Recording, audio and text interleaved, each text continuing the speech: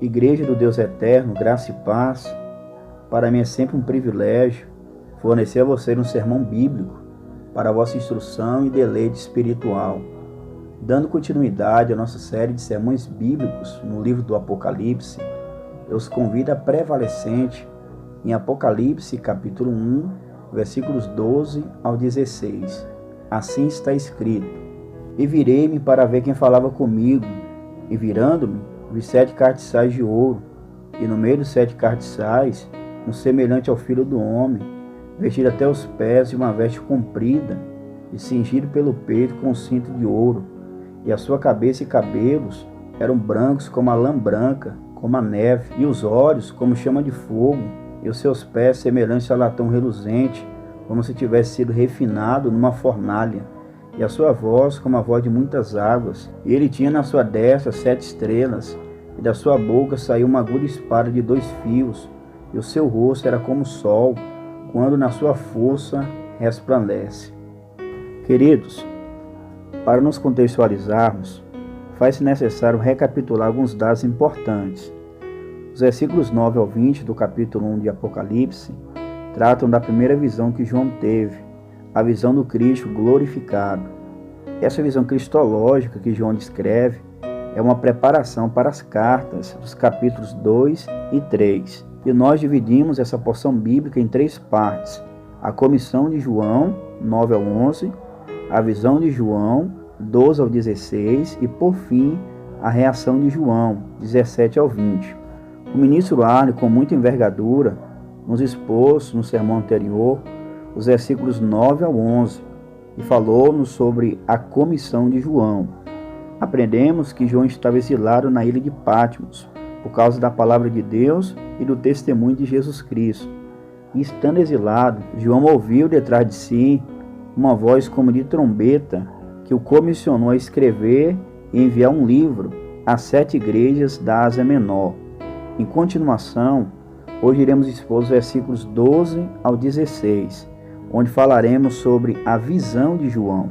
Nessa porção que acabamos de ler, após João ouvir a poderosa voz como de trombeta que lhe comissionou, João vira para ver quem era aquele que lhe falava. Olhem comigo para o versículo 12. E virei-me para ver quem falava comigo.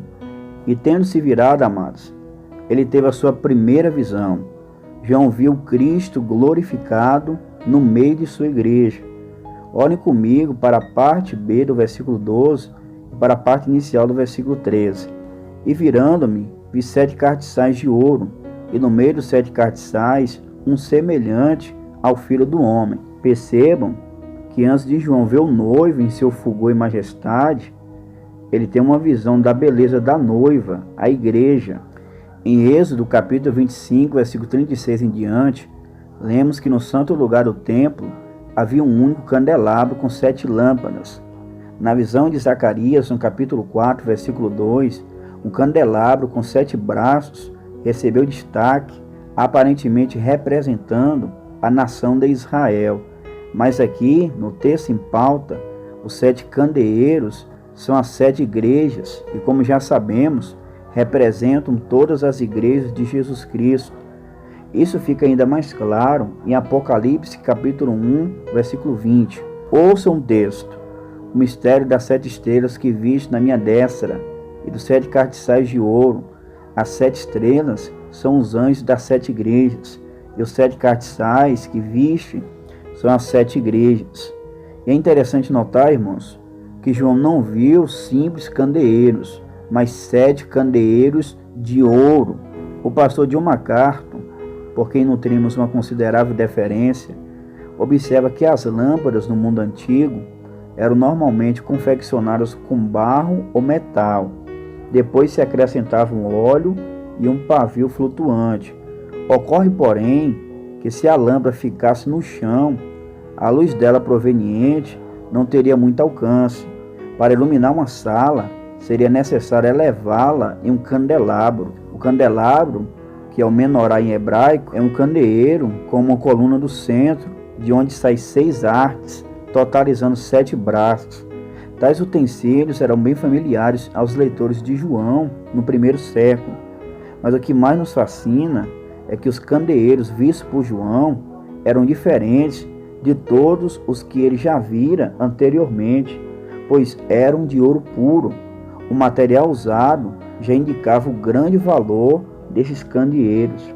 Ao descrever as igrejas como candeeiros de ouro, o Senhor passa duas mensagens à sua igreja. A primeira mensagem é que a igreja tem valor. Por mais que os imperadores romanos e a sociedade pagã perseguiam e desprezavam a igreja naqueles dias, ela era valiosa para o seu Senhor. Já vimos que o Senhor ama a igreja e a livrou dos seus pecados pelo seu sangue e fez dela um reino sacerdotal. Agora, ela é descrita como candeeiros de ouro. Na verdade, não há nada mais valioso na terra e nada que tenha sido comprado por tão alto preço. Em Atos capítulo 20, versículo 28, Paulo, ao advertir os líderes da igreja de Éfeso, lhes disse: olhai, pois, por vós e por todo o rebanho, sobre que o Espírito Santo vos constituiu bispos, para apacentardes a igreja de Deus, que resgatou com seu próprio sangue. Ah, amados, a igreja tem valor. Em 1 Pedro capítulo 1, versículos 18 e 19, Pedro, por sua vez, afirma essa mesma verdade, sabendo que não foi com coisas corruptíveis, como prata ou ouro, que fostes resgatados da vossa vã maneira de viver, que por tradição recebestes dos vossos pais, mas com o precioso sangue de Cristo, como de um cordeiro imaculado e incontaminado. A segunda mensagem é que a igreja tem responsabilidade.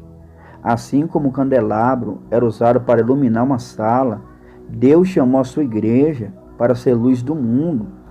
Em Filipenses 2,15 assim lemos: para que sejais irrepreensíveis e sinceros, filhos de Deus inculpáveis, no meio de uma geração corrompida e perversa, entre a qual resplandeceis como astros no mundo.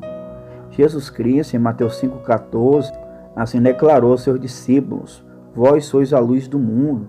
Assim sendo, aqueles irmãos, apesar do sofrimento, deveriam ser ativos em proclamar o Evangelho, através do testemunho pessoal e também através do testemunho verbal. A aplicação que nos cabe, senhores irmãos, é a seguinte: ainda que o mundo nos odeie, nos persegue, nós temos valor para o nosso Senhor. Mas não nos esqueçamos, além de termos valor, temos também responsabilidade. Cristo, ele mostra a sua glória ao mundo através da sua igreja. Por isso devemos viver de modo a externar a glória de Cristo ao mundo. Agora que sabemos que os 7 candeeiros diz respeito às igrejas de Cristo e o que isso implica para elas, concentremos-nos agora no Filho do Homem que está no meio das igrejas. Olhe comigo para o versículo 13.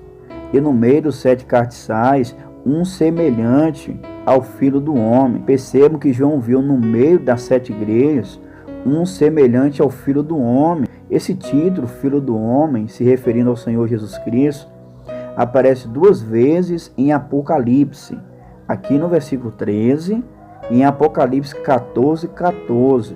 Para os leitores da Bíblia, essa é uma designação muito familiar.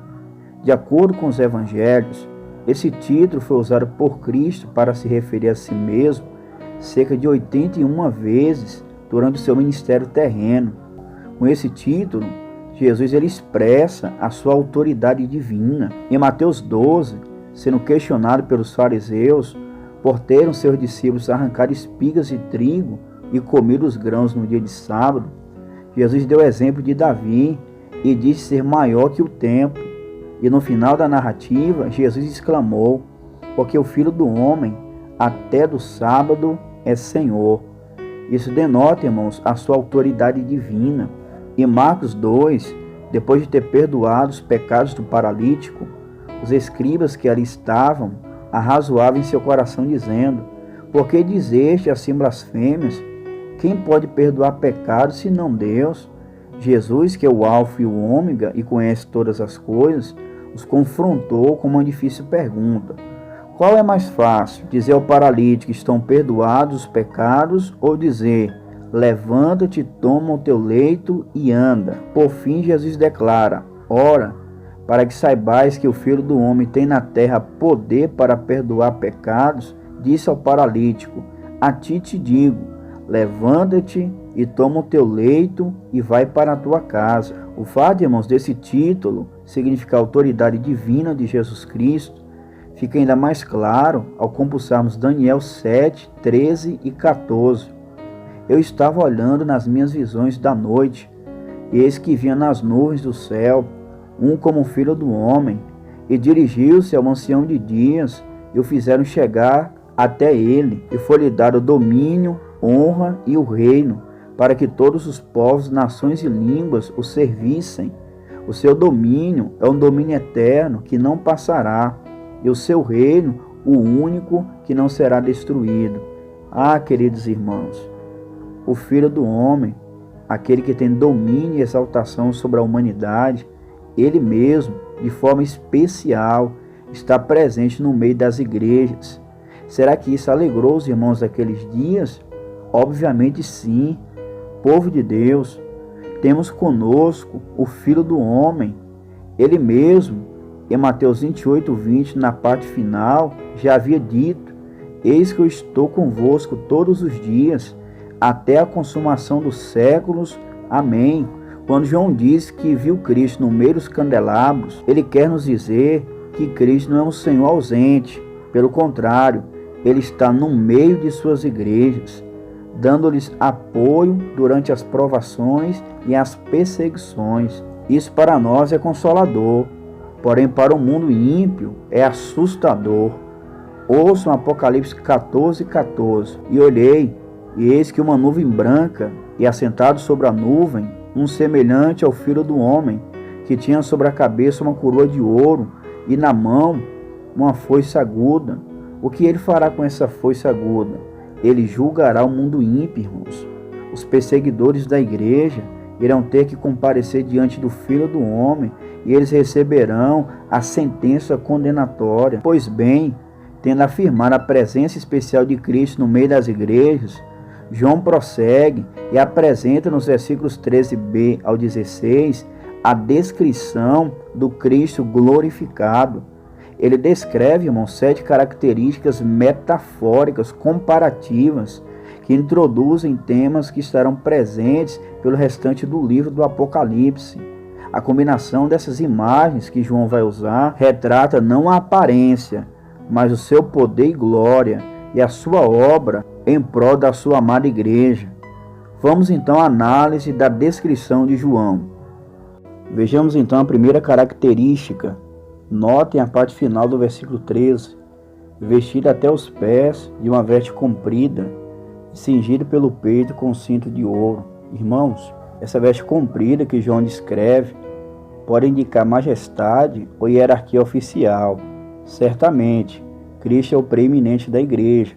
No versículo 5, João já apresentou Jesus como soberano dos reis da terra.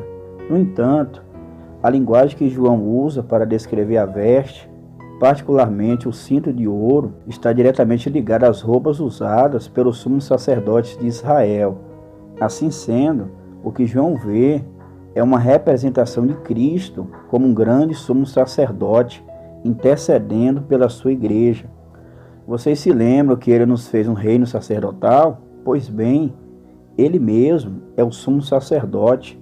O escritor aos Hebreus repetidamente exalta a obra de Cristo como nosso sumo sacerdote.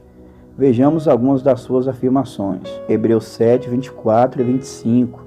Mas este, porque permanece eternamente, tem um sacerdócio perpétuo. Portanto, pode também salvar perfeitamente os que por ele se chegam a Deus, vivendo sempre para interceder por eles. Cristo vive para interceder pelos salvos. E como nosso sumo sacerdote, ele se compadece da nossa fragilidade. Ouçam Hebreus 4,15, porque não temos um sumo sacerdote que não possa compadecer-se das nossas fraquezas. Porém, um que como nós em tudo foi tentado, mas sem pecado. Cristo, como sumo sacerdote, irmãos, nos socorre na hora da tentação. É isso que lemos em Hebreus 2,18, porque naquilo que ele mesmo sendo tentado padeceu, pode também socorrer os que são tentados. É por isso que reiteradas vezes não cedemos às tentações. Você já parou para notar as muitas vezes que você foi tentado? Sabe por que você não caiu? Não foi porque você é bonzinho ou porque você tem capacidade própria, mas porque Cristo, como um sumo sacerdote, intercedeu por ti. Paulo, em Romanos 8, 33 e 34, também exalta as bênçãos da obra sacerdotal de Cristo e interceder por nós. Quem tentará acusação contra os escolhidos de Deus? É Deus quem os justifica. Quem os condenará? Pois é Cristo quem morreu, ou antes quem ressuscitou dentre os mortos, qual está à direita de Deus e também intercede por nós. Por isso, queridos, os verdadeiros crentes, embora frágeis, estão seguros e podem fazer coro com Paulo, que em Romanos 8, 38 e 39 escreveu: porque estou certo que nem a morte, nem a vida, nem os anjos, nem os principados, nem as potestades, nem o presente, nem o porvir, nem a altura, nem a profundidade, nem alguma outra criatura nos poderá separar do amor de Deus que está em Cristo Jesus, nosso Senhor. Avancemos então para a segunda característica. Notem a parte inicial do versículo 14. E a sua cabeça e cabelos eram brancos como lã branca, como a neve. Uma vez mais, queridos, João só pode descrever a aparição de Jesus pelo uso de termos comparativos. Ele usa a expressão como. Por isso estamos interpretando a imagem e não cada palavra. E vale notar que uma característica marcante no livro do Apocalipse é a tendência de se utilizar descrições do Antigo Testamento em relação a Deus Pai e aplicá-las a Jesus Cristo. E se enfatiza a unidade entre o Pai e o Filho. Eles compartilham da mesma essência divina. Em Daniel 7,9, o ancião de dias, que se refere ao Pai, é descrito nos seguintes termos: a sua veste era branca como a neve, e o cabelo da sua cabeça como lã puríssima. Nas culturas antigas, os cabelos brancos eram sinais de dignidade e de sabedoria acumulada ao longo dos anos de experiência. E a fim de intensificar a brancura, João fala de lã branca e neve. Juntas, a lã e a neve retratam uma brancura ofuscante e pura. No mundo antigo, não havia maneira melhor de descrever a brancura perfeita. Nessa comparação, Cristo é revelado em sua sabedoria eterna e com a reverência devida à sua pessoa. E por ser revelado em sua sabedoria eterna e sua dignidade, é por isso que a história, irmãos, não caminha para o caos, nem está dando voltas cíclicas, mas avança para um fim glorioso, a vitória completa de Cristo e da sua igreja. Louvado seja Deus. Terceira característica, notem a parte inicial do versículo 14. E os olhos como chama de fogo. Essa é uma ilustração da onisciência sagrada de Cristo. Em Apocalipse 2,18 e Apocalipse 19,12, essa descrição de Cristo é repetida. O trecho de Daniel 10,6 provavelmente é que sugeriu essa descrição. Ali se lê o seguinte: seus olhos como tochas de fogo. Sim, os olhos de Cristo são perscrutadores, penetrantes, dotados de um aspecto temível. Isso porque o seu juízo está próximo e ninguém pode escapar do seu exame perscrutador. E como já mencionamos no penúltimo sermão, nas 7 cartas enviadas às 7 igrejas, Cristo diz: eu sei as tuas obras, eu conheço as tuas obras. Ele nos conhece plenamente, meus irmãos. Como os leis penetrantes, Ele está no meio da igreja e escogita o nosso coração. O que os homens não sabem, Jesus Cristo sabe. Isso deve concitar temor em nossos corações e nos influenciar a um estilo de vida digno do Senhor. Quarta característica, notem a parte inicial do versículo 15. E os seus pés semelhantes a latão reluzente, como se tivesse sido refinado numa fornalha. No mundo antigo, reis e governantes sentavam-se em tronos bem altos, de modo que aqueles sob sua autoridade eram mantidos sob seus pés. Olhando por esse lado, os pés de um rei simbolizavam autoridade e julgamento.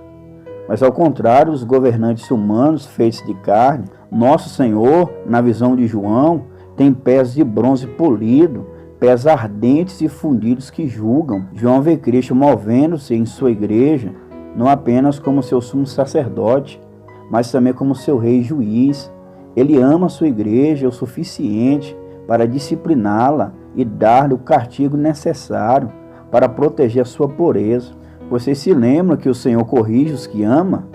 Se a nossa vida, irmãos, estiver em desacordo com a vontade dele, ele nos disciplinará. A quinta característica está na parte final do versículo 15. E a sua voz como a voz de muitas águas. Essa característica da visão de João não se refere ao que ele viu, mas sim ao que ele ouviu.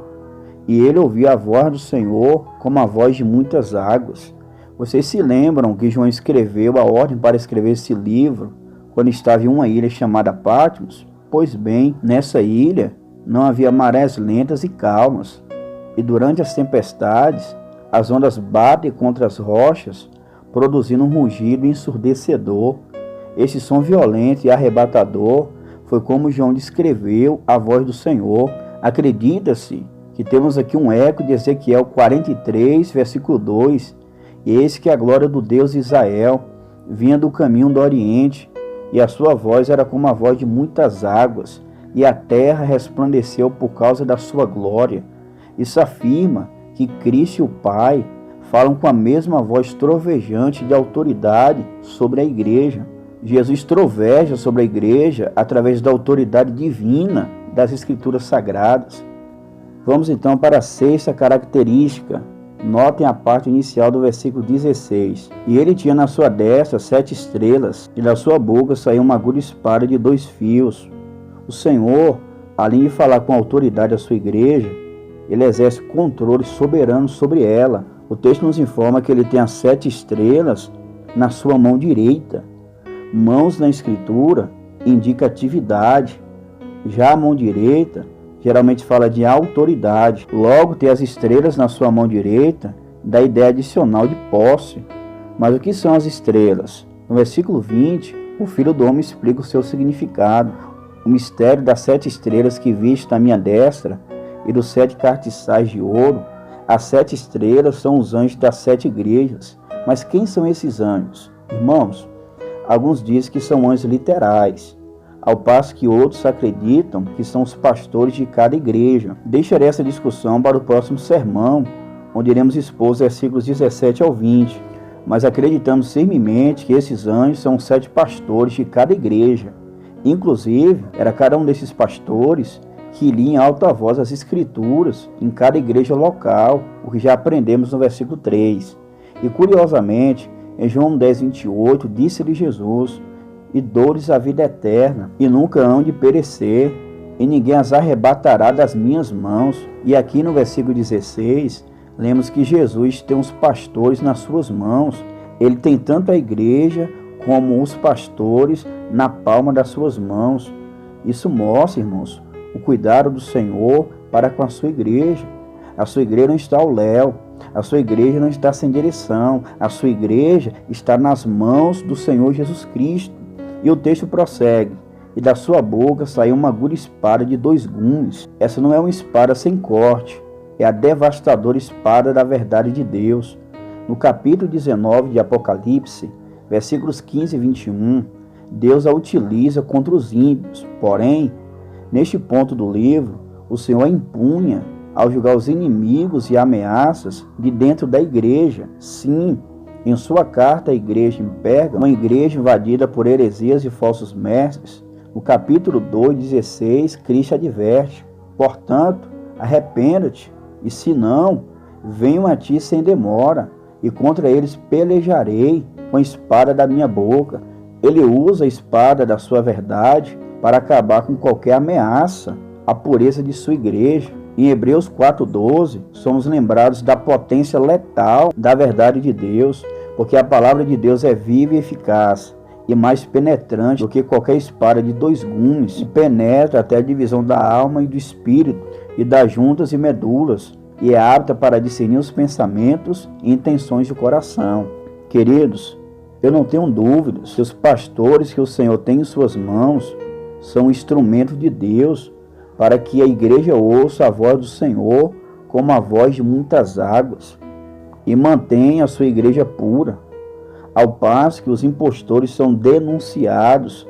Isso porque o Senhor batalha com a espada da sua boca. Isso nos ensina, queridos, a importância de uma liderança bíblica. Muitos em nossa atualidade não querem ser pastoreados com a palavra de Deus, mas são guiados por experiências místicas. Mas quem são os bem-aventurados não são esses, mas aqueles que leem, ouvem e guardam a palavra de Deus. Vamos agora para a sétima e última característica. Notem a parte final do versículo 16. E o seu rosto era como o sol, quando na sua força resplandece. João nos dá um detalhe final sobre a aparição de Cristo. A visão agora não é mais a de um Cristo servo, perseguido, preso, esbofeteado, com o rosto cuspido. Não, mas do Cristo cheio de glória. O elemento final da descrição alui Daniel 10, versículo 6, onde a face do ser celestial é comparada ao resplendor.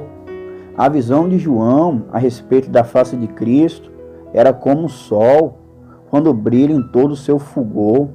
Essa metáfora, essa comparação, sugere beleza, santidade, transcendência, força e divindade. A Bíblia nos ensina, irmãos, que a glória de Deus através do Senhor Jesus Cristo brilha através de sua igreja, refletindo sua glória ao mundo. Em 2 Coríntios 4:6, Paulo escreveu: porque Deus, que disse que das trevas resplandecesse a luz, é quem resplandeceu em nosso coração para a iluminação do conhecimento da glória de Deus na face de Jesus Cristo. E o resultado disso é inevitável. Ele será glorificado. Ouçam Efésios 3:21. A este glória na igreja por Jesus Cristo, em todas as gerações, para todos sempre. Amém. Finalize esse sermão fazendo duas aplicações. Em primeiro lugar, devemos ter a igreja na mais elevada estima. Vimos no texto que analisamos que a igreja é comparada a um candeeiro de ouro, mostrando que ela é especial, que ela tem valor, ela foi comprada com o sangue de nosso Senhor Jesus Cristo. Queridos, vivemos uma época onde a igreja de Jesus tem sido depreciada. E não estou falando por parte dos descrentes, isso é inevitável. Me refiro a supostos irmãos que não demonstram nenhum apreço pela igreja de Jesus. São cristãos apáticos, indiferentes, que não dão a mínima para a igreja, mas dizem que fazem parte dela. Esse é um momento decisivo, meus caros. Ou somos ou não somos. Se você não é um crente dedicado em sua igreja local, você não será em lugar nenhum. Vocês se lembram que João, apesar do sofrimento, apesar da sua idade avançada, ele obedeceu a ordem do Senhor e escreveu o livro do Apocalipse? Vocês se lembram que a pessoa que entregou o livro para ser lido nas igrejas caminhou cerca de 470 quilômetros? E você, o que tem feito pela igreja de Cristo? Estou convencido que não estamos desprovidos de instrução bíblica acerca da nossa missão em relação à igreja. Eu oro e espero que a partir de hoje haja uma mudança radical, que cada um de nós venhamos nos empenhar e demonstrar amor e cuidado para com a igreja de Jesus Cristo. Em segundo lugar, devemos ter um entendimento bíblico acerca da pessoa de Jesus Cristo. Em Mateus 16:14, Jesus perguntou aos seus discípulos: quem diz os homens ser o filho do homem? No versículo seguinte, eles responderam: uns dizem que é João Batista, outros Elias, e outros Jeremias ou um dos profetas. Vocês perceberam que as pessoas tinham um entendimento errado acerca da pessoa de Jesus? Ao longo dos séculos tem sido sempre assim. Uns dizem que ele era apenas um dos 124 mil profetas enviados por Alá à terra. Outros dizem que Jesus é o arcanjo Miguel. Outros o veem como um mero milagreiro e similares. Em 2 Coríntios 11:4, Paulo pressupõe que naquela época os falsos ensinadores já pregavam um outro Jesus que não era o da Escritura. E guardem isso, crer no Jesus errado é passar sua eternidade em um lugar não desejável. Como vocês já sabem, Cristo é o ponto focal das Escrituras. No Antigo Testamento ele é prometido, nos Evangelhos ele é manifestado, em Atos ele é pregado, Nas epístolas, ele é ensinado. Em Apocalipse, ele é aguardado. Em João 5,39, ele mesmo disse: examinai as Escrituras, porque vós cuidais de ter nelas a vida eterna, e são elas que de mim testificam. Recomendo que vocês se encontrem com Jesus Cristo nas páginas da Bíblia. Como já aprendemos no sermão anterior, leia sua Bíblia. Selecione um livro da Bíblia de forma sequencial. Ao terminar, leia outro livro, até cobrir os 66 que a compõem. Quando terminar, leia outra vez, e em cada leitura, veja a beleza de Cristo e o adore na beleza da sua santidade. Como já vimos no final do versículo 6, a Ele a glória e poder para todos sempre. Amém. De fato, Cristo é enaltecido pelas Escrituras, mormente pelo livro do Apocalipse. O que vocês acham de fazermos uma revisão daquilo que já vimos acerca de Cristo no capítulo 1 de Apocalipse? Nos versículos 1 e 2, ele é o agente da revelação. No versículo 5a, ele é a fiel testemunha, o primogênito dos mortos, o príncipe dos reis da terra. Nos versículos 5b e 6, ele é adorado porque ele é Deus. No versículo 7, ele virá em glória. No versículo 8, ele é onisciente, eterno e onipotente. Ele é tudo aquilo que vimos aqui na visão de João e muito mais, pois sendo Deus, não podemos sondá-lo. Glória a Jesus!